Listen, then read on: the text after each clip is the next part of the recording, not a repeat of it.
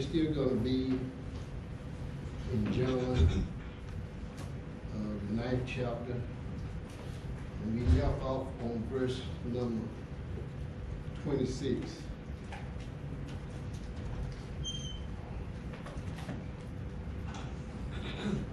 And before I get started,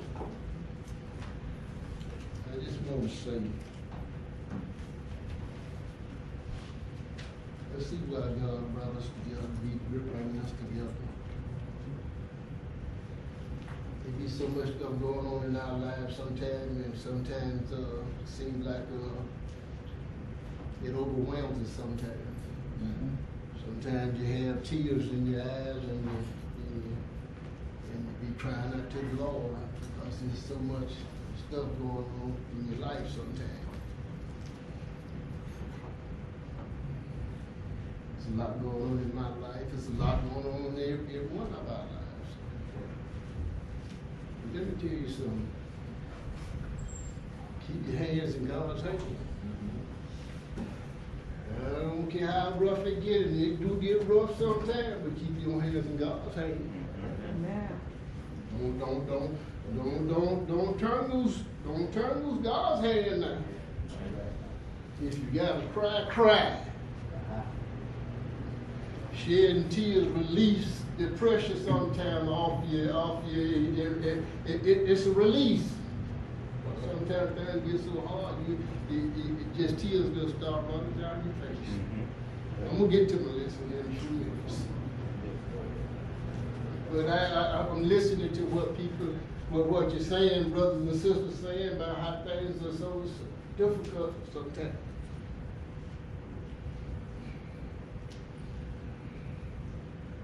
This blind man it was difficult for him too.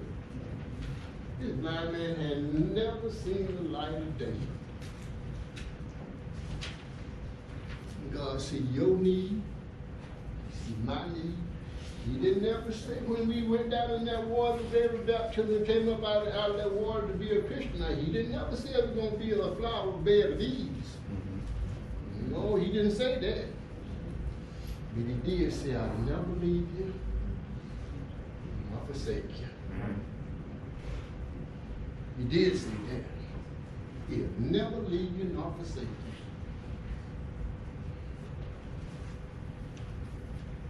This man in verse number 26 said, they said to him again. Mm-hmm. John what? John 9:26. Okay. That's where we left off. John 9:26.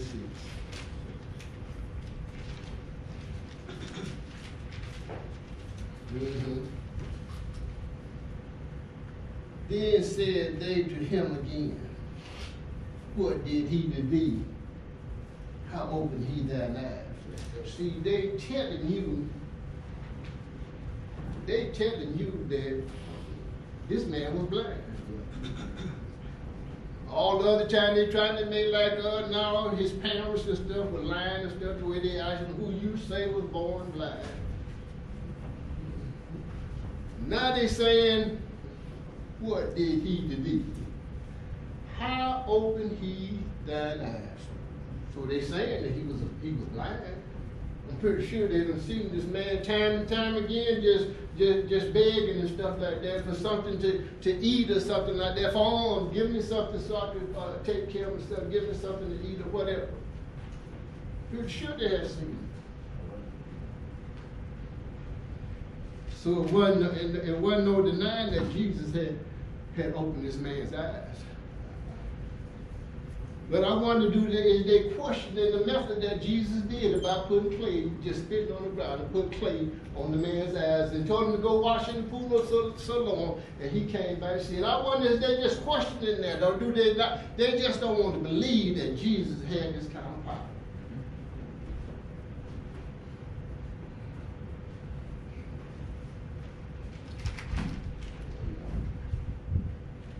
Verse number 27. He answered them, I have told you already. And did you not hear? Wherefore would you hear it again? Will you also be his disciple? Even though this man didn't know that, well, he knew because he had heard that he had said that Jesus, a man called Jesus, had spit on the ground and put clay, and made some clay and put it anointed his eyes. And so he heard that Jesus had did this to him. Yes.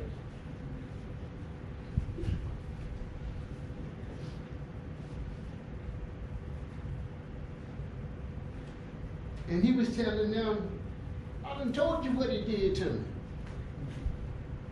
I done told you. How many more times do you want me to tell you? That I just didn't want him to change the story.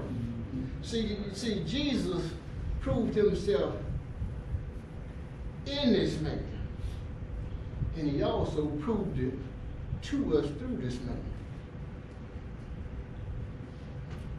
This man sat in bed. The people say, is this he? Some said he looked like him. Others said that's him. And the man had to straighten him out and say, no, I'm the man.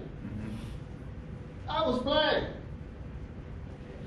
And now I see. And another thing, the man he already called himself, he thinking he's already a disciple of Christ. He asked the Pharisees, will you also be his disciples?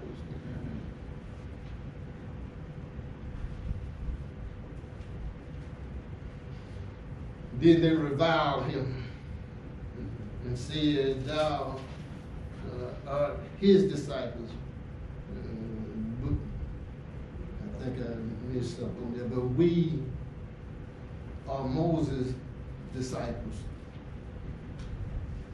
They call themselves talking down to him and talking negative to him. It means to revile means to criticize in an abusive or angrily insulting. Let me read this again. To criticize in an abusive or angrily inflammatory manner. They're trying to put him down as if he don't know what he's talking about. But see, I like this, and this is a testimony. This ain't like what they be doing out here in these denominations. They get up and, because I used to do it too. I used to call myself giving a testimony, and the only thing I'm doing is testifying. That's all I'm doing. You just wanna you get up there and you start. I thank God for being the head of my life, and I didn't even know God. I thought I did. Who's first in my life? He wasn't first in my life. I wasn't doing what he told me to do. This man here got a testimony.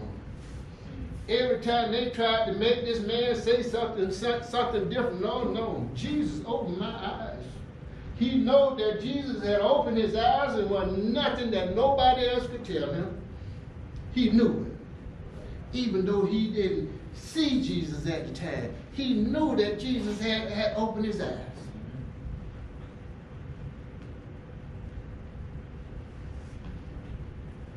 We know that God spake unto Moses. As for this fellow, we know not from whence he is. The man answered and said unto them, while hearing a marvelous thing is a marvelous thing, that ye know not from whence he is, and yet he hath opened mine eyes. Marvelous means causing great wonder, extremely or pleasing, excellent, extraordinary, splendid, wonderful, amazing, astounding.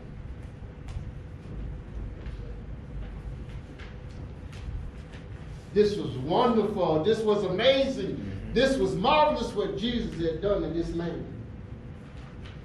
And yet it's still people were the Pharisees. Those religious leaders trying to trying to say that the man wasn't born blind. That there was some kind of hook or crook that Jesus had did this. But you're gonna have one way or the other. You know the man was born blind. You know Jesus opened his eyes. But why you want to just keep lying about the thing? Why you just going to go ahead and accept what Jesus have done to this man? And I forgot again to tell you this morning what I was talking about. Be careful how you claim. The Bible says, he that, let me get it. Lord God. Verily, verily, I say unto you, he that entereth not by the door into the sheepfold, but climbeth up some other way, the same is a thief and a robber. If you try to get around Jesus, you're a thief and you're a robber. We got people out there going to all of these denominations out there this morning, and they hooping and hollering right by long and night. They beating their drums, they playing their pianos and stuff like that, and they doing all kind of things, hooping and hollering, and they just getting all excited this morning, thinking that they praising God.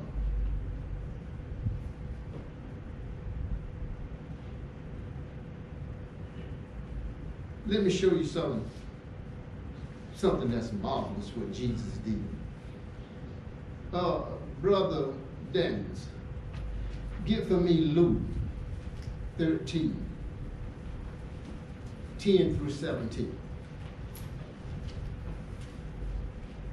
And he was teaching in one of the synagogues on the Sabbath day. Mm-hmm. And behold, there was a woman which had a spirit of infirmity 18 years. Hold on. Now I tried to find out what that spirit of infirmity was, and I'm gonna tell you, I couldn't find it. I couldn't find out what it was, so I'm gonna leave it right there what the Bible said was a spirit of infirmity. I tried to find a definition for it, and I couldn't find it. I was thinking to myself it might be scoliosis, the curvature of the spine and stuff like that, but it didn't say that. So, but this woman was all bent over and couldn't lift herself up. Go ahead, Brother D. And was bowed together and could in no wise lift up herself. Mm-hmm.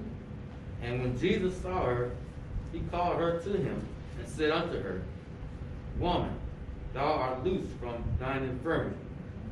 And he laid his hands on her, and immediately she was made straight. Hold on a minute, one more time, Brother D. See, these jokers out here in this denomination, they be talking, they healing people like that, they're laying their hands on you and stuff like that, and then when there don't nothing happen, they're telling something because you ain't got no faith. And plus another thing, when Jesus laid his hands on this woman, what did the Bible say? He said immediately. Mm-hmm. I mean, not instantaneously. This thing happened.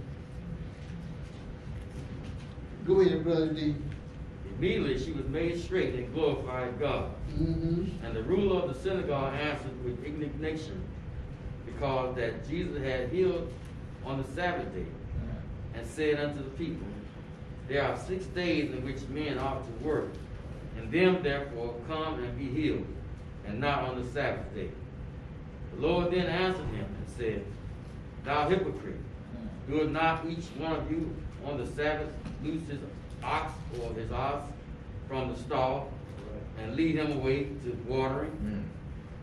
And ought not this woman, being a daughter of Abraham, whom Satan had bound, lo, these 18 years, be loosed from this bond on the Sabbath day? And when he had said these things, all his adversaries were ashamed, and all the people rejoiced for all the glorious things that were done by him. You know, this was marvelous. This is marvelous. This woman was bent over 18 years and couldn't straighten herself up. How she walking around? Probably like this here. And then you go worry about on the Sabbath day? 18 years. See, the ones that go around talking they keeping the Sabbath. They ain't keeping no Sabbath. Be careful. How you climb? You could be climbing in something that you ain't intended to be in, but yet still the scriptures is showing you. Jesus is showing you it is lawful to do good on the Sabbath day. It's lawful to do good on the Sabbath day. You worrying about on the Sabbath day instead of worrying about this woman being straightened up so that she could walk up like and see what's going on and stuff like that. And they ain't got to be bent over and excuse me and everything and going through. I know it had to hurt her. You stay bent over that long, 18 years. And you worry about the Sabbath day. I'm going to show you another thing that was marvelous. Brother Anthony Thomas, get for me Luke 14, 1 through 6.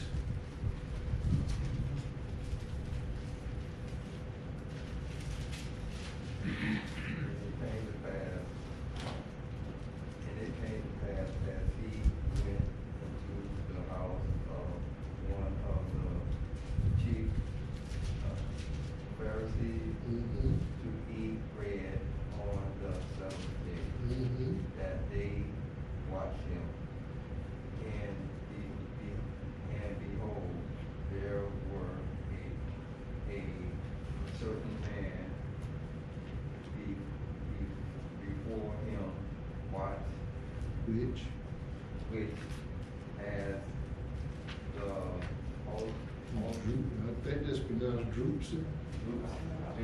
Dropsy. And Jesus answering, speaking unto the lawless, and Pharisee, saying, is it lawful to heal on the seventh day? And they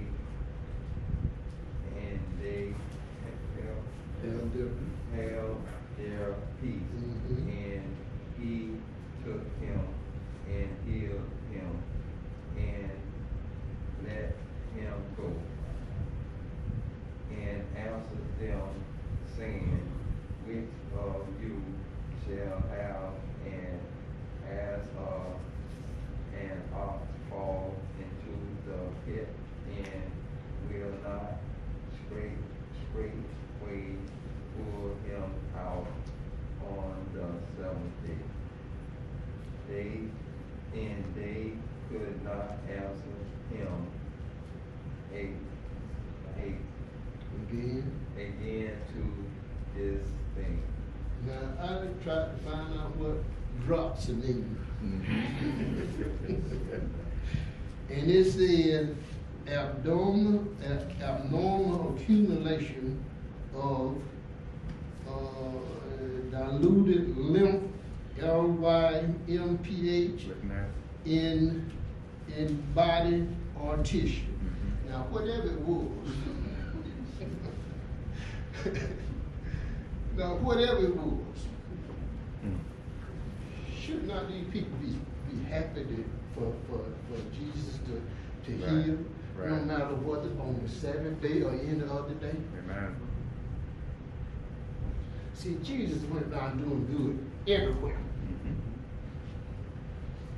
Everywhere. People used to follow Jesus. I mean, multitudes of people followed Jesus. And you know, for me reading and studying what Jesus did and stuff like that, everybody that need healing got it. Jesus didn't miss it. He didn't miss nothing.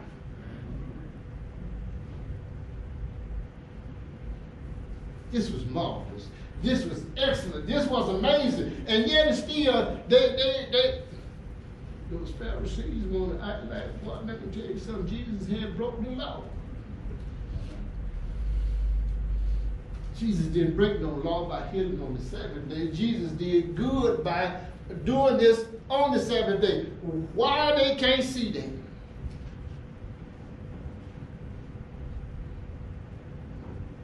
I'm going to give you one more. But I got a lot more, but I'm going to give you one more. And then we're going to go on. In John 5.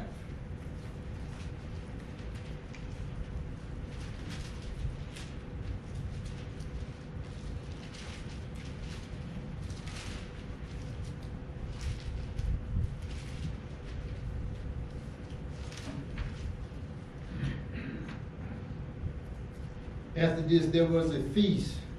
John 5, 1 through 18. After this, there was a feast of the Jews, and Jesus went up to Jerusalem. Now there is at Jerusalem by the sheep market a pool, which is called in the Hebrew tongue Bethesda, having 5 porches. In these lay a great multitude of impotent folk, of blind, halt, withered, waiting for the moving of the water. For an angel went down at a certain season into the pool and troubled the water. Whosoever then first after the troubling of the water stepped in was made whole of whatsoever disease he had. And a certain man was there, which had an infirmity 38 years. 38 years now. When Jesus saw him lie, and knew that he had been now a long time in that case, he saith unto him, Wilt thou be made whole? The impotent man answered him, Sir, I have no man when the water is troubled to put me into the pool. But while I am coming, another steppeth down before me. And Jesus saith unto him, Arise, take up thy bed and walk. Jesus would let him know, you ain't got to get in that pool. I am that water. Amen. Yes. I am the living water. Rise up and walk. And immediately, see, this ain't no delay. And immediately the man was made whole and took up his bed and walked. And on the same day was the Sabbath. Brother William, read for me 10 through 18. The Jews therefore said unto him that was cured, It is the Sabbath day. It is not lawful for thee to carry thy bed. Hold on. Man, this man ain't carried nothing in I don't know how many years. 38 years. Right. He been laying, and now Jesus tell him to get up, take up your bed and walk. And he let me tell you something. When Jesus did these kind of things, I don't know whether people just were leaping and jumping for joy, but let me tell you something. If I was in that case and I know Jesus done that for me and told me, he said, get up and take up your bed and walk, yes, sir. I'm going to be happy, boy. Amen. But they was worried about the Sabbath day. Keep reading, Brother B. He answered them, He that made me whole, the same said unto me, Take up thy bed and walk. Then asked they him, What man is that which said unto thee, Take up thy bed and walk? And he that was healed wist not who it was, for Jesus had conveyed himself away, a multitude being in that place. Afterward Jesus findeth him in the temple, and said unto him, Behold, thou art made whole, sin no more, lest a worse thing come unto thee. The man departed and told the Jews that it was Jesus which had made him whole. And therefore did the Jews persecute Jesus and sought to slay him, because he had done these things on the Sabbath day. You gonna try to kill Jesus for healing on the Sabbath day? be careful how you plan. These religious leaders, these Pharisees and all of that,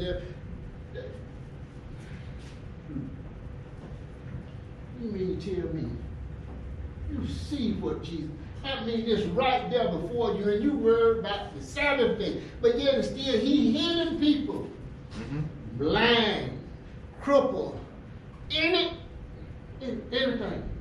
that's wrong with you, Jesus can heal it.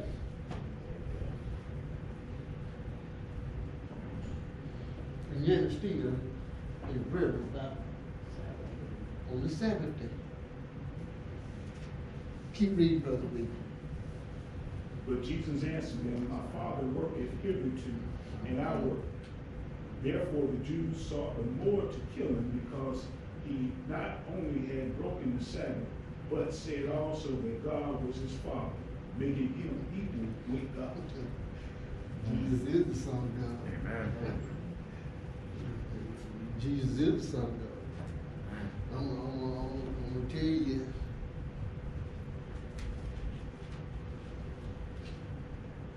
Back in John 9:31, where it says, this man, this blind man, who was blind, he said, now we know that God heareth not sinners. But if any man be a worshiper of God and doeth his will, him he heareth. See, they called Jesus a sinner. They called Jesus a devil. They said that Jesus was mad. All of this kind of stuff, man.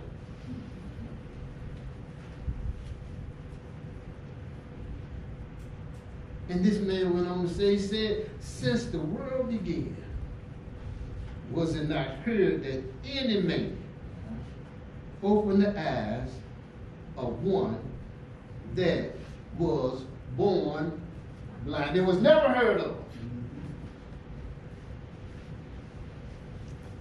It was never heard of that one opened the eyes of one that had been born blind. Well, what's the problem?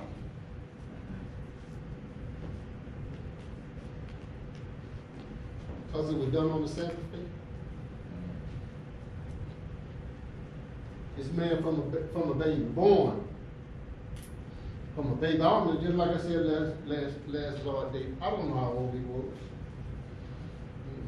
But his parents said he was of age, asked him, so I don't know how old he was. But I know one thing, he was a man. Amen. He was a man old enough that he could speak for himself. That I do know. And I do know from what the Bible said, he was born blind. And I do know from what the Bible said that Jesus opened his eyes by spitting on the ground, making a little clay, and anointing this man's eyes and telling him to go wash in the pool of Siloam. He went and did what Jesus said. He came back seeing. And that man wasn't going to let nobody persuade him what had happened to him. Right. Because he knew for a certainty that Jesus had opened his eyes.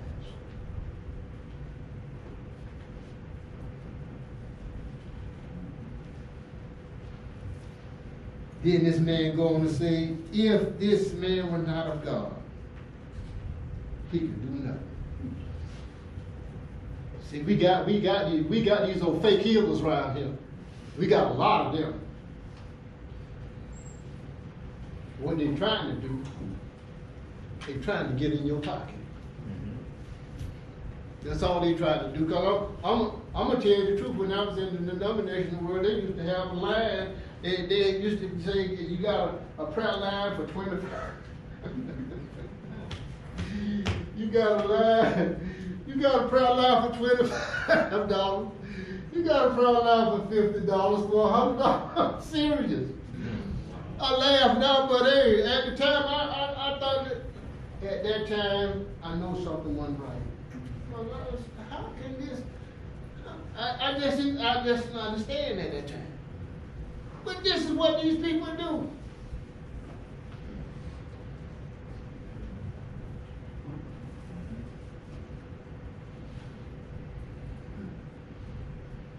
this man were not of God, he could do nothing.